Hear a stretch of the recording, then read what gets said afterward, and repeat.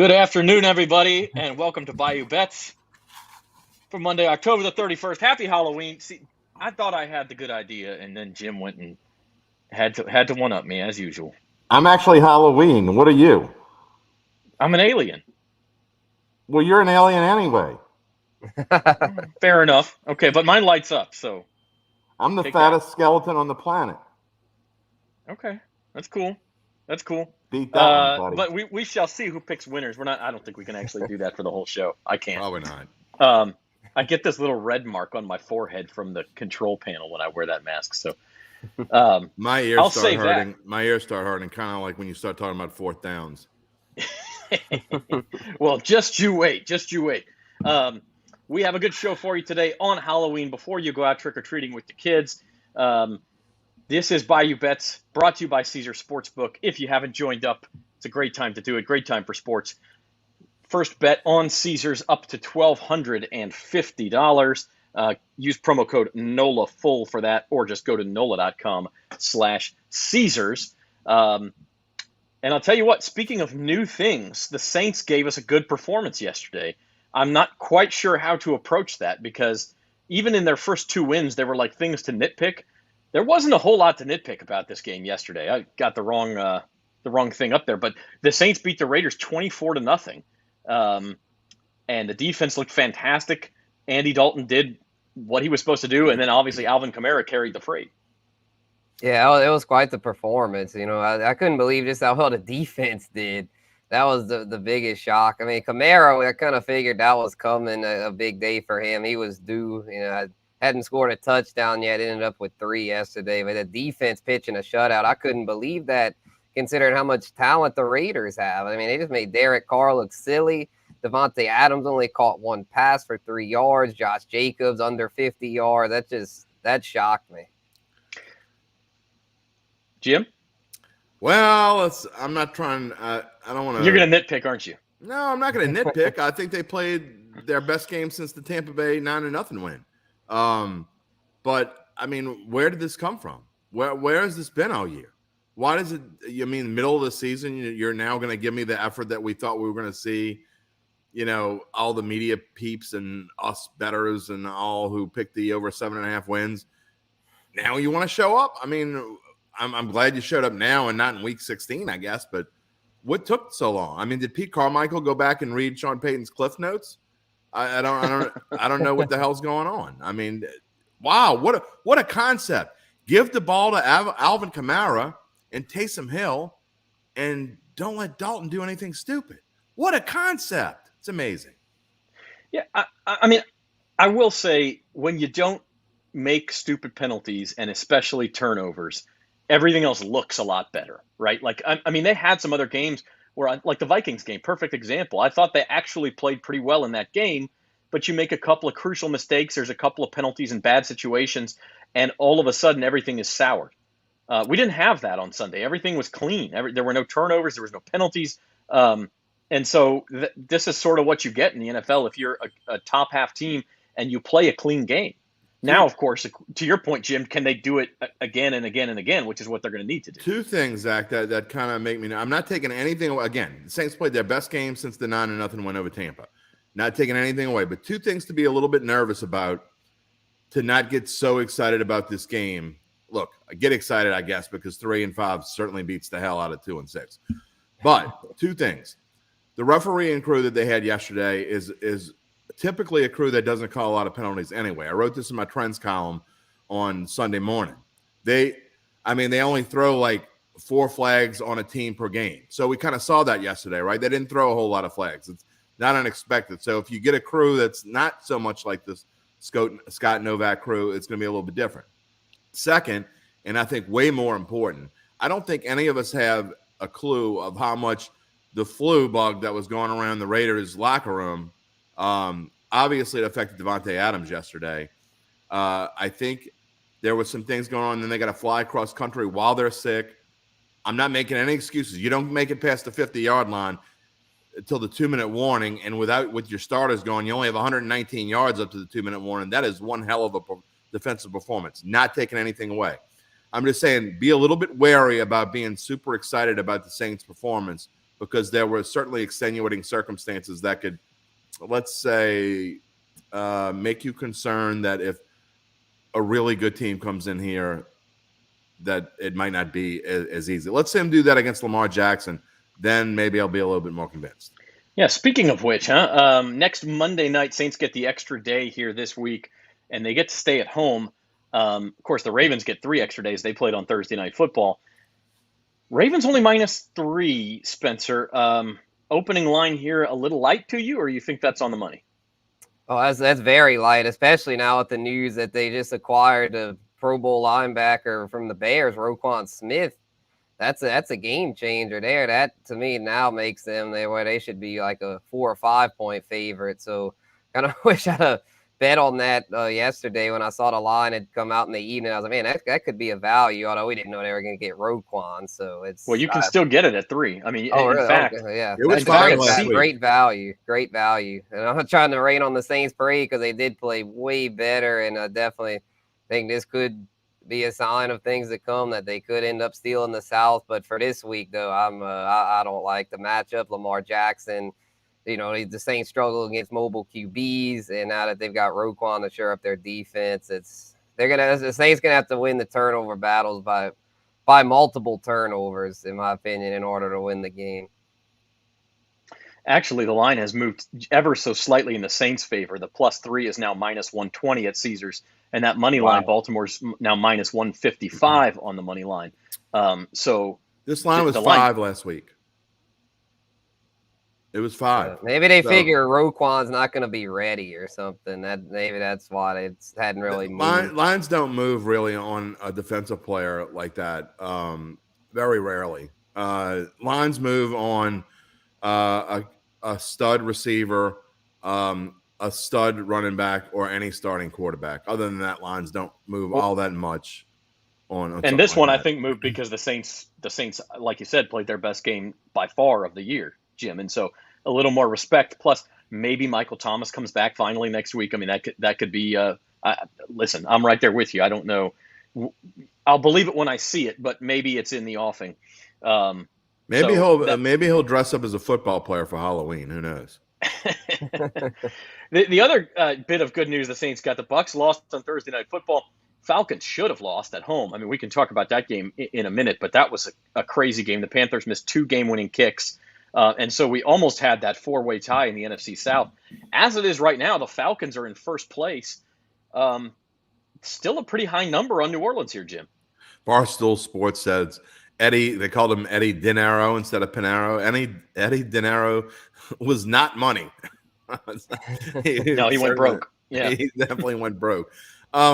I still think there's value in I mean, it's even ridiculous, even more ridiculous now that the Panthers are plus 3,300. I mean, that's insane. This division stinks. I mean, it wouldn't shock me. I mean, it would surprise me if the Panthers won, but it wouldn't shock me. I don't know. If you have a crystal ball and you can tell me who's going to win this division, please let me know. I really don't think it's going to be the Bucs. Therefore, I mean, maybe a little. You probably already bet on the Saints, I would guess, when they had better numbers. And the Falcons now at 240. I mean, I know that's a bad number, but I mean, I think they're the best team in the division right now. I mean, I hate to say it. I mean, they should have lost that game yesterday. I mean, there's no. I'm not saying they shouldn't have lost. Who's better than them? The Bucs are terrible. Don't tell me Tampa Bay's going to win this division. The Bucs have a lot of injuries. If the Bucs can I'll get give healthier, you the Bucs and you give me everybody else. How about that? I'll take the field. I mean, we're just going to add up to more bets. I mean, we already got a bet on that. We've already got enough. And I'm down with Jacksonville. Those idiots. So I think I'll pass on that. Damien says he knows Atlanta's going to win. I don't know if you mean the division or the game yesterday, but some of these results, and look, I don't know. I mean, the Falcons were outplayed. There's only one team playing with heart right now. One team in this division playing consistently with heart, and that's the Atlanta Falcons.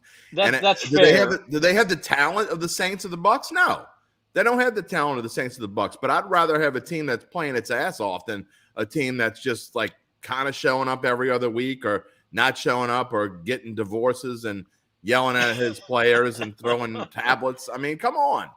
I mean, seriously. I mean, at least Atlanta's fun to watch. I mean, they might. Now, they got outplayed from minute 1 to about minute 58 yesterday, Agreed. then came back and won.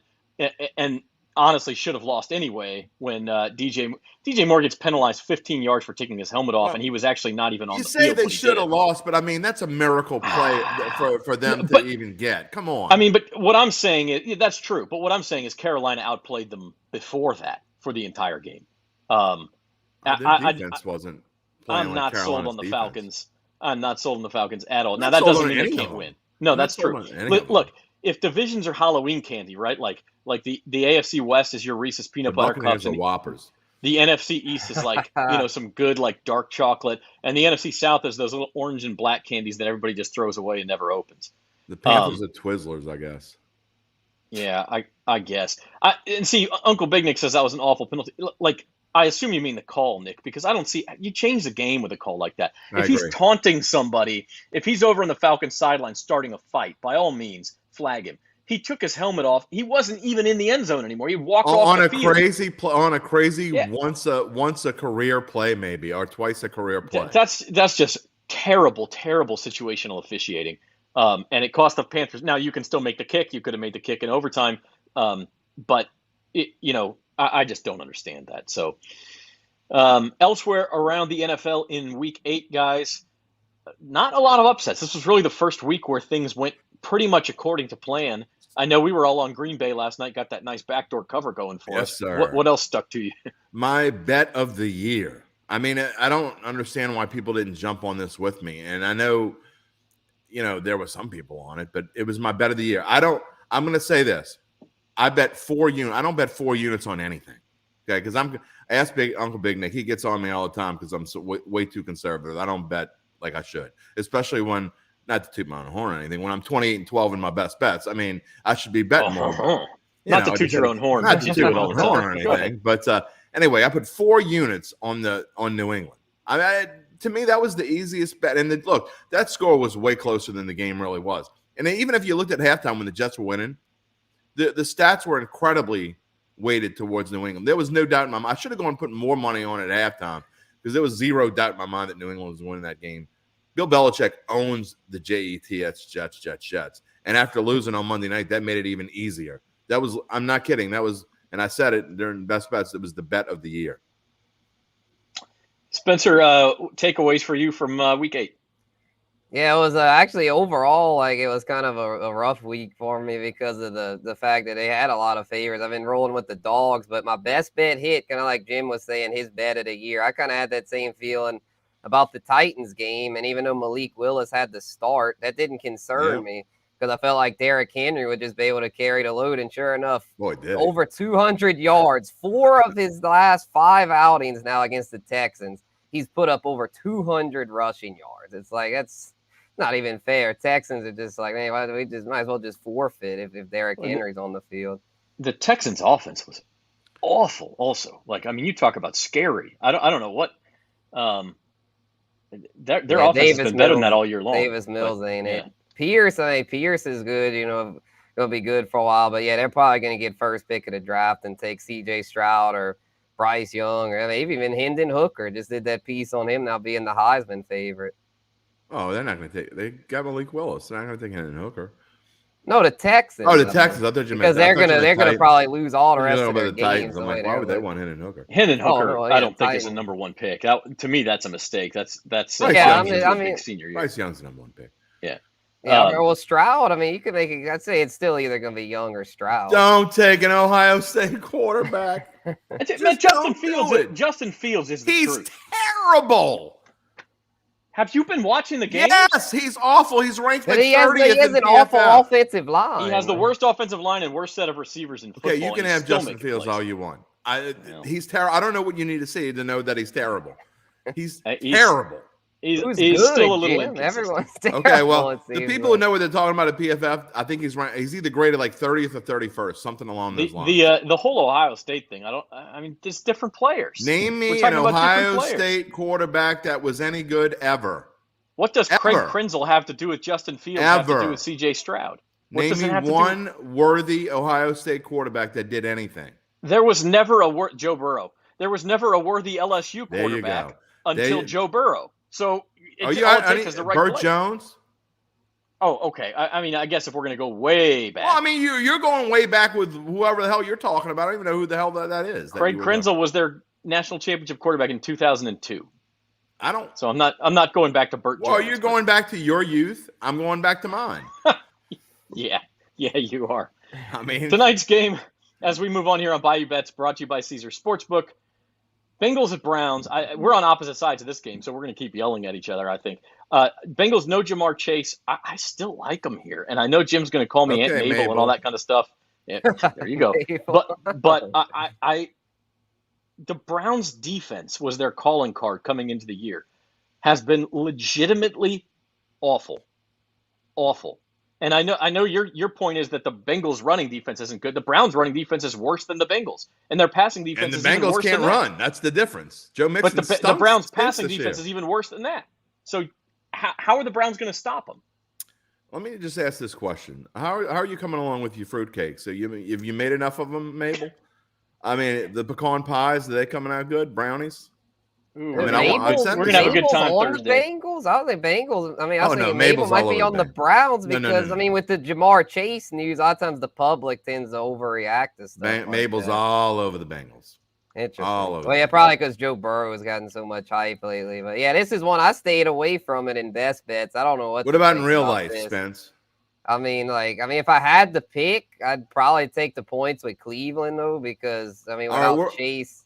We're all degenerates here, so I mean, we all know that we're going to bet something on tonight. I mean, I've already bet. made my bet like 4 days ago. Actually, I bet. If I'd have T. Higgins over on yards, that's my play for tonight. Because the Browns still don't have Denzel Ward. They've been giving up a lot of chunk plays. Mike Williams, similar receiver to T. Higgins, absolutely torched them. So I'm thinking that Higgins, he's probably gonna go for 100+. But it's like outside of him, though. I mean, who else is gonna step up? I know they have Tyler Boyd. But the losing Chase is Hayden Hurst, baby. Hayden Hurst over 3.5 receptions. Take a look at that one. I actually like that. But look, I mean, seriously, my question, Jim, is forget Aunt Mabel for a minute. All right. What sort of faith do you have in the Browns defense right now? They haven't stopped anybody, and they didn't stop Mac Jones and Bailey Zappi. They're going to stop Joe Burrow. I don't think they're outstanding, but the Browns have had the Bengals number, winning 4 in a row and 7 out of the last 8. Certain teams have certain teams' number. We saw it yesterday with the Niners and the Rams. Do I think that the Rams are that much worse than the Niners? No. I mean, they're not playing great right now either, but I mean, certain teams have certain other teams' numbers, and I'm a trends guy. And so it's not just, and I hear what you're saying. I just don't think that Joe Burrow his crutch is gone. Okay. He has had games where he struggled. He struggled in the early part of the season. Joe Mixon is doing nothing. And I mean, one-dimensional teams against a team like this, I think can pick it up for a game. I like the under. Okay, I'm not betting it. So you like the over. That's the bet you made, right? I actually earlier in the week had Bengals -3. That was before the Chase news came out, so I'm stuck with that one. But I also have the over 45. I mean, I don't hate it. I mean, I'm not going to play a total at all in this one. My totals have been mediocre at best this week, which is unusual. But I just don't see how they're going to stop the Browns. Nick Chubb's going to run he might run for 160, 170 yards tonight. I mean, that makes sense unless the Bengals go out and pop them in the mouth and it's 14-0, and then the run game all of a sudden. I mean, you can try it in the first half. Well, here's what I would suggest. I think if you like then going along your logic, which I don't think your logic is flawed. It's a logic that you came through your analysis. But I would say this: if you like the Bengals and you like what you're saying, then I think maybe Bengals first half is a better bet than Bengals for the game. Look who is on my side. Oh yeah, there we go. Yeah. Look, stick to your lane. Stay in your lane, Devin. Your lane is college football.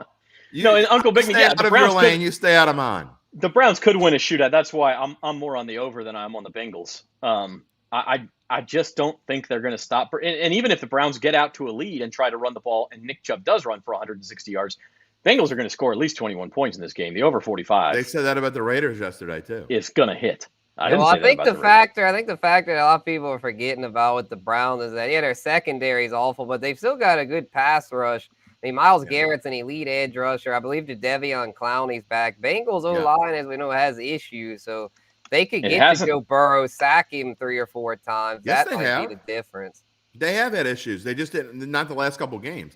And No, see, what I'm saying is that pass rush has not helped the Browns okay. at all this year. That the Bengals O-line has been, except for the last this couple games. This could be their night. This could be their get right night because the Bengals O-line is not very good. I actually think it's better than it was last year. It's still.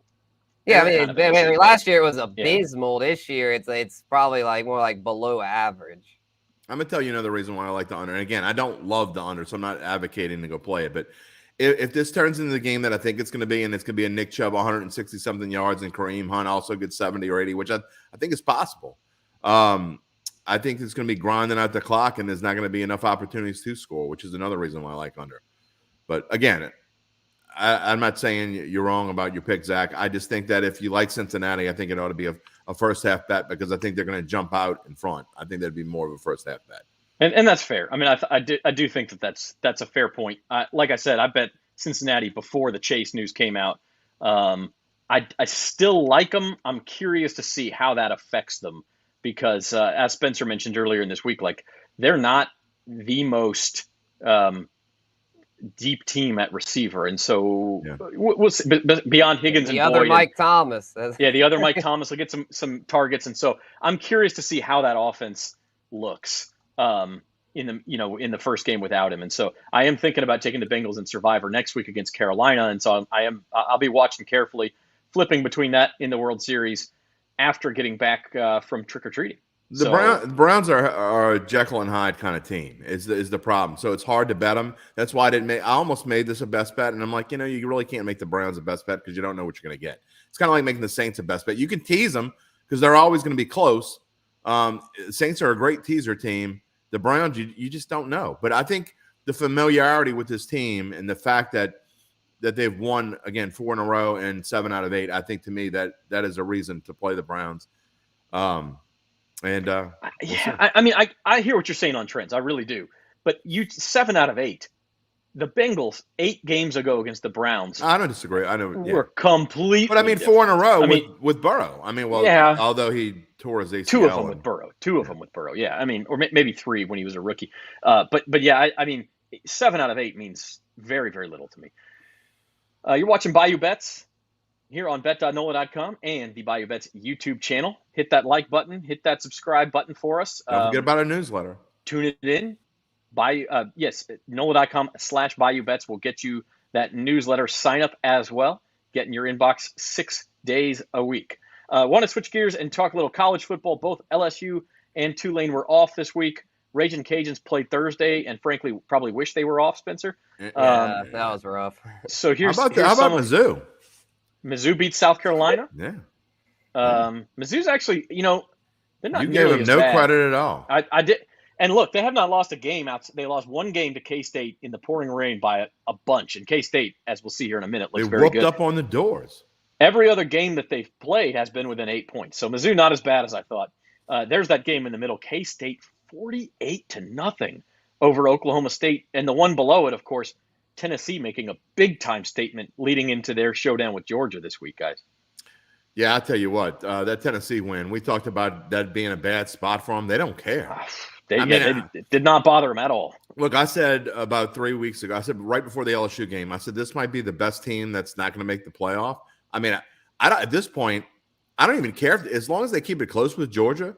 If they keep it close with Georgia, lose, go to the end, don't make the SEC championship, you can't keep them out of the playoff. I mean, the only way you're going to be able to keep them out of a playoff is if Georgia barely beats them, and then Georgia loses to Alabama in the SEC championship. And you're not going to have 3 SEC. Right. Yeah. So you're going to have a tough decision to make. But, man, Tennessee, and I don't even know who I'm going to pick yet. Tennessee and Georgia, what a fascinating matchup, because Georgia's defense is not playing as well as Georgia's defense we know it can play. So this is a fascinating matchup to me.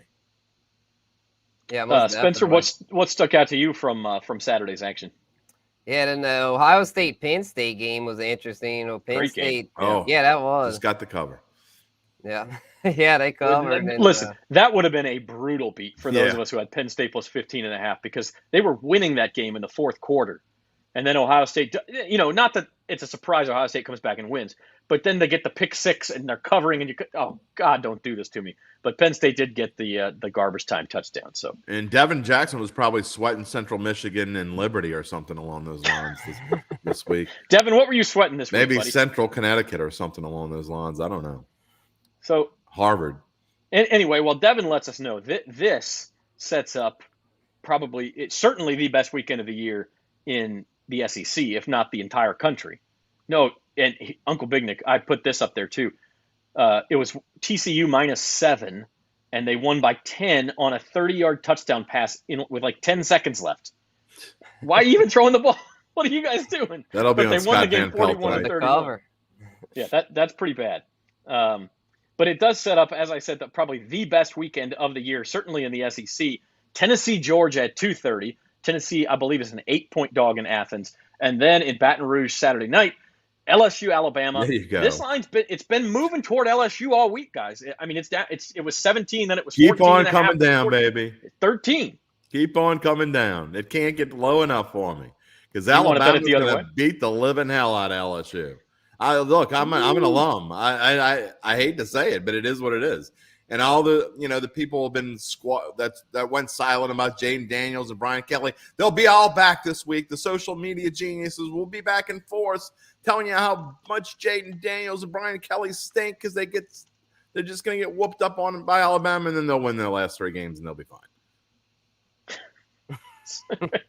Jeez. All right, listen. I will say this. I think it's going to be a no play for me. I haven't thought enough about it yet. But the emotion in Tiger Stadium is going to be at a peak. And that sometimes can be enough to keep a home team in a game. Alabama has not been nearly as impressive on the road this year. That's not normally a Nick Saban problem, but you think about their loss to Tennessee, you think about their close call, probably should have lost at Texas early in the year. Not quite the same level of dominance we're used to, Spencer. Right. Yeah. I mean, it'd probably be a no play for me too. But if I had to play it, I'd take the points at LSU because I'm not really confident in Alabama right now. I'll book it for you without the day. Oh my God!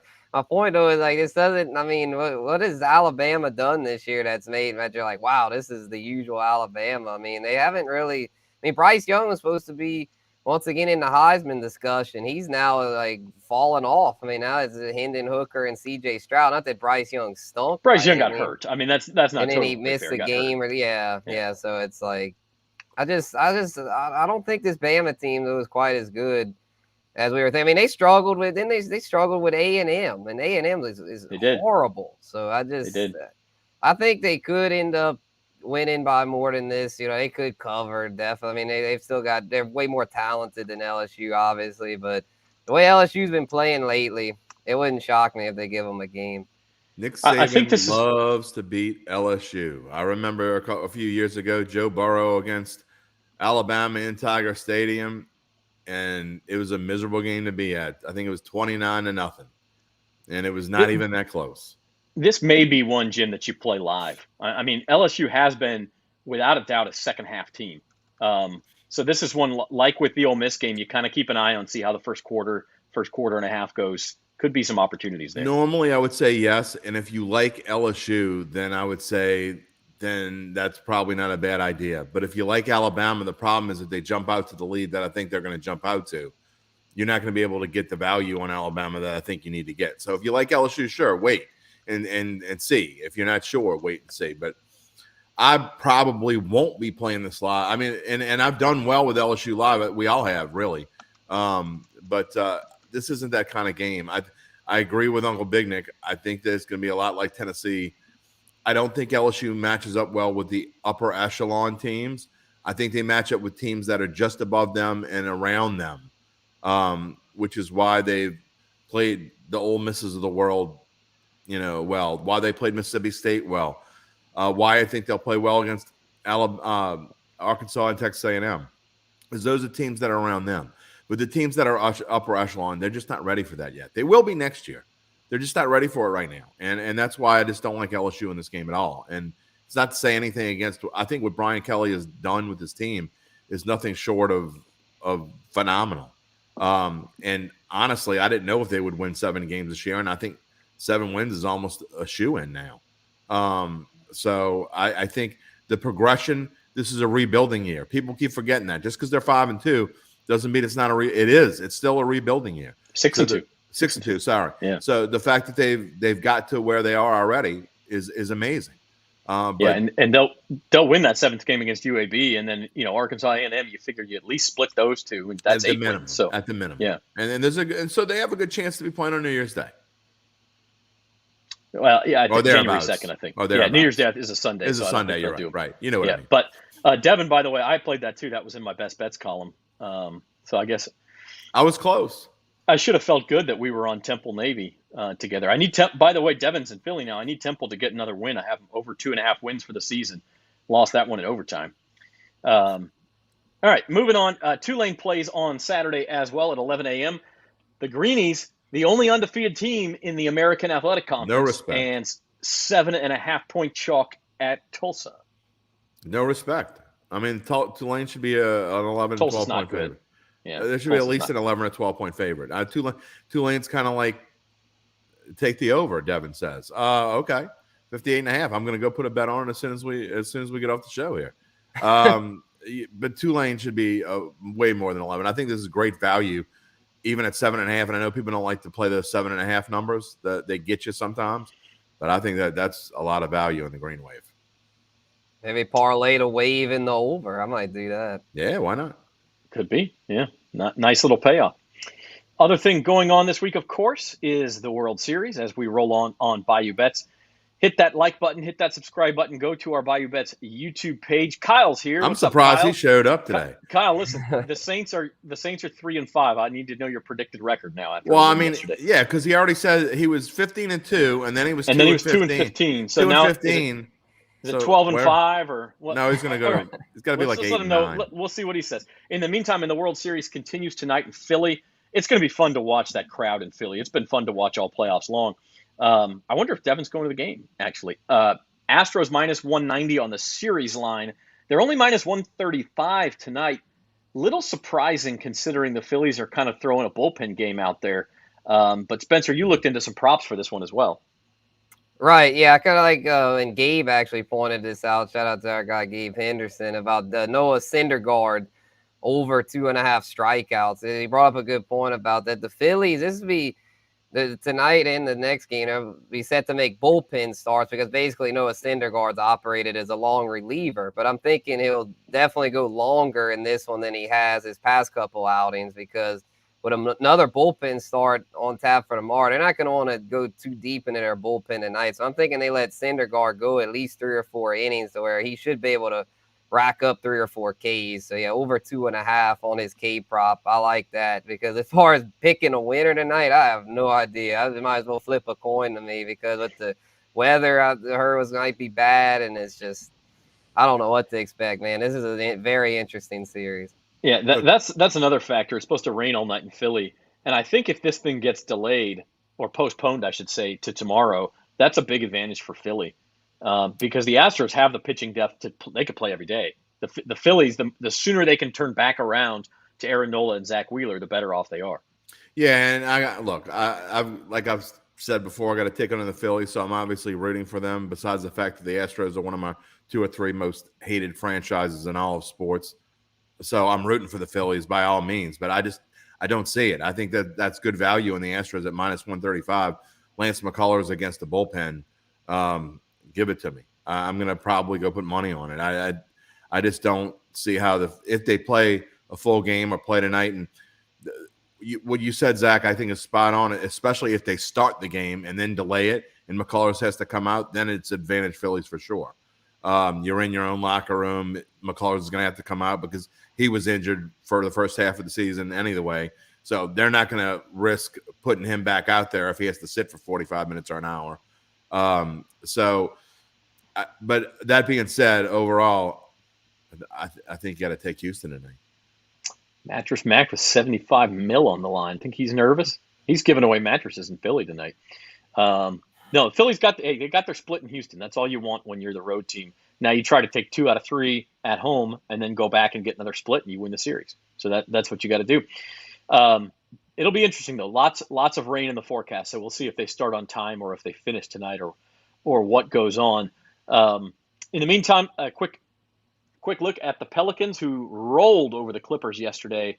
I'm kind of down on the Clippers this year compared to most, so I wasn't totally shocked by this. But look, I mean, the Pelicans are proving it over and over again. When Zion and Brandon Ingram's not even playing. Zion came back for this one, Spence. But the Pelicans are a legitimately at least top 6 playoff team in the West when they're healthy.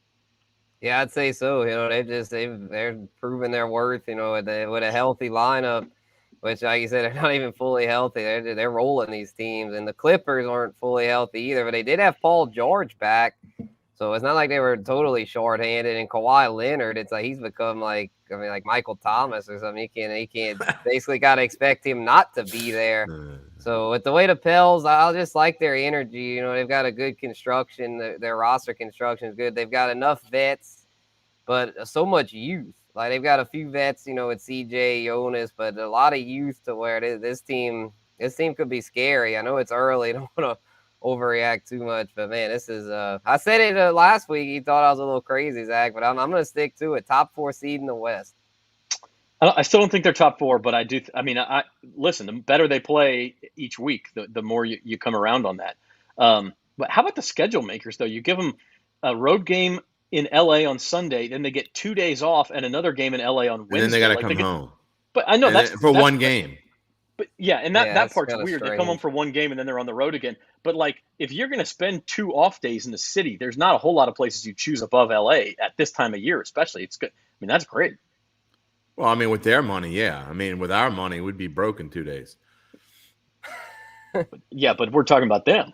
I'm not in it. No, so yeah. Well, yeah, they're living it up, I'm sure. And then they get the Lakers Wednesday. I mean, the Lakers can't get out of their own way, so that should be another dub. Yeah, finally got a win last night over Denver. Yeah, I was going to say, actually, Zach, I think that's a good thing that they finally got that win out of the way.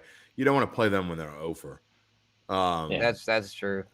Get that win out of the way. They got one win at least. So yeah, they don't like the Pelicans, so they'd have really been fired up if they'd had to play the Pelicans winless. I don't know. I mean, I just don't like the Lakers team at all. Got them at 3-1 to miss the playoffs, and oh man, why didn't you tell me about that bet? Yeah. I also got the Nets at 11-1 to miss the playoffs. By the way, so come on, you got to share these bets. Bet.NOLA TikTok page. That's all on TikTok. Bet.NOLA TikTok page. Jim doesn't. That's what you're missing out, man. You got to get on the TikTok. I'm telling you, I got to hear TikTok 4 hours a night. My wife with the. Can she at least subscribe to Bet.NOLA? No, it's about like how to cook lemon chicken, and I mean, it's just. I'll even do a little dance. How to clean the bathroom. I mean, that's the stuff that's over in words that I can't say on this family show. So I got to bring Zoe in. Zoe's freaking out over here. I'm sorry, what? Yeah, I mean, she's a TikTok freak. It's all night long. That's all I hear. I'm trying to watch some kind of show, and all I hear is TikTok all night long. It's like flip. Listen, I bet your wife is a lovely woman, but if she's looking up on TikTok to cook a lemon chicken. No, I'm just kidding. She owned an Italian restaurant. It's just the first thing that came to my head, so she knows how to cook. But she does watch people. I don't understand these people. Like, you know, it'd be like me watching betting shows, teaching me how to bet. Listen, oh wait, I do. Zoe's gonna get Jim in trouble here if we keep going with this. She doesn't watch. We could say whatever we want. She won't know. She can't cook. I bet she's a great cook.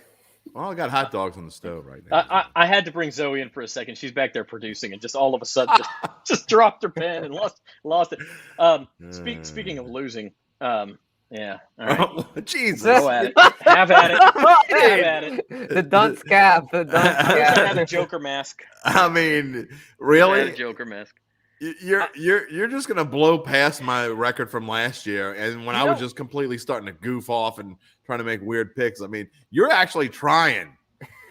But it's funny you say that, Jim, because if you remember the first half of last year when you were trying, you kept saying I was still only like minus 875. I got to go back and find out what I was this time. Well, we started with I wasn't minus 699 at this point in the season. No, that's not mine. That's what the balance is. I know. You know what I mean. So you're minus. No, we started. I think we started with 2,000 last year. We'll have to look, but it's the same story where the bets I'm making have been fine. I haven't been a huge winner. They haven't been fine. You've lost. How could they be fine? No, it's a great bet, Zach.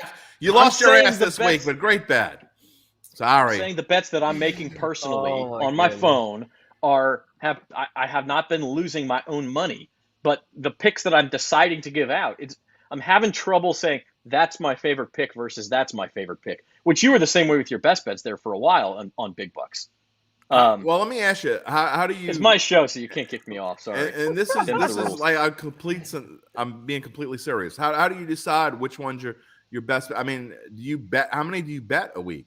Like for me, I mean, go ahead. When I bet 1 unit on everything. I mean, everything is the same amount. And so that's part of it. I don't. I like that. I like that. I was arguing with my dad about this. Actually, he was telling me, "Oh, you should bet everything the same." Like, no, there's certain things I feel better about, so I'm going to put more units on it, like that Titans thing. But I may go up to 2 units if I really like it, and then if it's a big payoff, like the Lakers 3-1 to miss the playoffs, I think I only put half a unit on that because the payoff is obviously going to be bigger. No, see, Kyle, you're just supposed to fade me. If you fade me, you've been making money. And I only make probably the best bets, whatever my best bets are, I make those. And I probably only bet 1 or 2 other things. And they're small bets. I don't bet. I just, if I'm not sure, if I don't feel good, unless it's like Monday Night Football and I'm bored, I might put $10 on something if I don't feel strongly one way or the other. I mean, I feel strongly about tonight, so I actually have double. I have a money line bet and a spread on the Browns tonight. The other thing is, I will make a series of bets on Monday for the following weekend when the lines first come out, and then I'll make a series of bets right before the games because all the injury news. Making bets on Thursday when we do Big Bucks is not my comfort zone, so that's part of it too. I mean, look, they've been bad. I'm not trying to say they're not, but I was fine last year. We will overcome. Well, stop, and I know you're going to say, but I hit that one. Stop betting like Rutgers. I mean, again, you hit it, great, but I mean, stop doing that kind of stuff. Man, if Kyle, you're not Devin Jackson. His head is big enough, Kyle. Jesus, it fits in the little screen there. Yeah, barely. All right, let's wrap up Bayou Bets Halloween edition. A look ahead to next weekend, starting with college. Of course, the big LSU Alabama game in Baton Rouge. Other than that, though. Look, the SEC's got a bunch. I didn't even put Florida A in it. Florida and A&M are both 1-4 in the SEC, which is amazing. But some other good games. TCU had a challenge last week. They go back home. Every game in the Big 12 seems like a challenge. I didn't put who does K-State play this week? They play Texas. That's a good. And Texas is actually favored in that game at K-State. So lots of interesting games here. That's tricky. That sounds like they're begging you to bet on K-State. Sounds like a trap. That's trapper. Yeah. I'm not touching Mizzou this week, Kyle. I'm not touching them. Yeah, Texas. I think that could be a value. And then I kind of like Tennessee +8.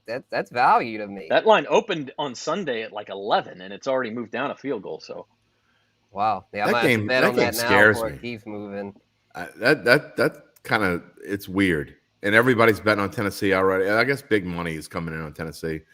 I might be one where I just enjoy it, stay away from it. Yeah, I mean that'll be one of our feel at LSU LSU Bama. It'll be interesting. I'll tell you what, double headers, 2:30 p.m. Tennessee, Georgia, 6 p.m. LSU, Alabama. It doesn't get a whole lot better than that. It's going to be unless you have to work. Unless you have to work. Well, I'm going to be at the game, so I guess I'm working, but it'll be fun. And then in the NFL, Week 9. The Thursday night game is kind of a dud. Eagles at Texans. You got a couple might of 13-point not be as big lines. a dud as you think. Yeah, I mean, the Texans better play a hell of a lot better than they played on Sunday. Jim, your first thoughts on these? I have a feeling I know what you're going to say, but go ahead. Oh well, then I wasn't going to say that, but I know since you said that, you think I'm going to say Titans, so I'm going to say Titans. I mean, that line is ridiculous. It opened 11 and has just moved up. It is absurd. That line is absurd. I mean, the Titans should be 12.5-point favorite. I don't care if Simeon gets traded to the Titans and plays quarterback this week. That is a ridiculous line. They still have Derrick Henry, and the Chiefs' defense is nothing to write home about. So, I mean, took the Chiefs at -10.5 when it first came out. Look, I'm not laying that kind of points to a team like that. I just don't. There is another one that sticks out in front of me. And again, I may have to go through and I guess it's time you have to buy into the Seahawks now. The Cardinals aren't any good. I don't, that line should be pick 'em to me.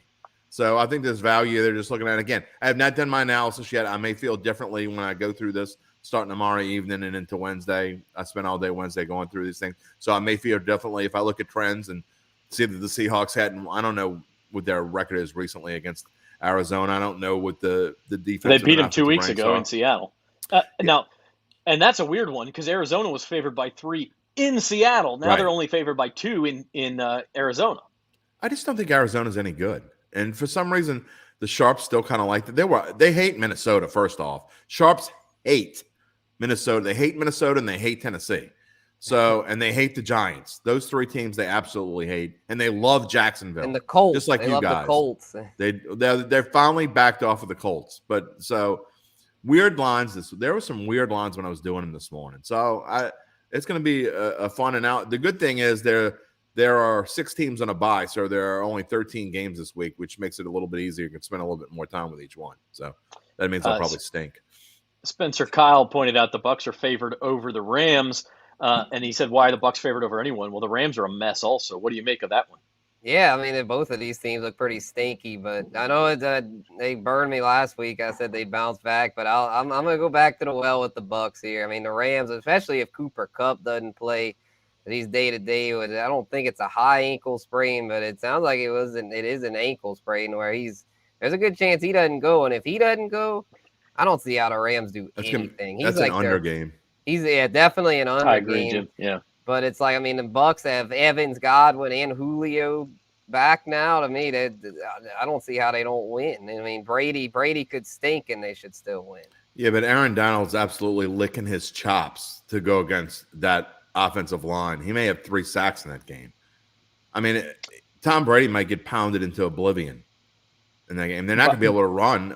They're not even trying to run. I don't understand their offensive theory at all. They started to run the other night against the Ravens, then completely abandoned it. I mean, I had Fournette over 50 yards, and he had like 27 in the 23 early in the second quarter, and then he ran like twice more the rest of the game. I don't understand. And there are games when he only runs it like 5 times. I don't understand their game plan at all. They're horribly coached. Kyle, our second viewer today to say the Falcons are going to win the NFC South. That game, December 17th at the Dome, may end up being a pretty important game, by the way. Falcons at Saints. By the way, what's a 5-9 against 6-8? Against 6-8 and the division title on the line, division lead on the line. By the way, Sean McVay's press conference for the Rams was during the show just about half an hour ago, and he says they do expect Cooper Kupp to be able to play on Sunday. So, if he's limited now, that could be another story. Here's the thing: when you got, and again, I have not done my analysis. This is not my official pick. When you have 2 teams that are very similar to one another, and I think the Rams and Bucs are very similar. Obviously, Brady is better than Stafford in the grand scheme of things, but I'm going to take the better coach. And there's no question that Sean McVay, especially after coming off another butt whipping by the 49ers, I just don't think that you can't say anymore. The Bucs are, we got to get it together. I mean, when you get to this point, there's no more getting it together. You just stink. Yeah, that's how I feel about Green Bay. I mean, I know they. Yeah, I mean, you got to get off of them now. They stink. You got to get off of Green Bay. Although I do think they'll bounce back and beat the heck out of Detroit this week. Who doesn't beat Detroit? Detroit was the media darlings of the offseason. That's how stinky Green Bay looks right now. I think there's a decent chance Detroit upsets. It's only a 3-point line. I mean, the only thing that's scary about that, and we'll go into that later in the week, but Detroit, this I don't have to look up on trends. I know Detroit has actually played Green Bay very well and very tight over the past few years, and that's when Green Bay was good.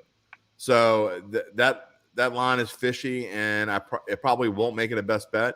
But I still think that if I like the fact that Aaron Rodgers looked a little bit different last night. He was a little bit more loose on the sideline. He had said he wasn't going back to Romeo Doubs and then did.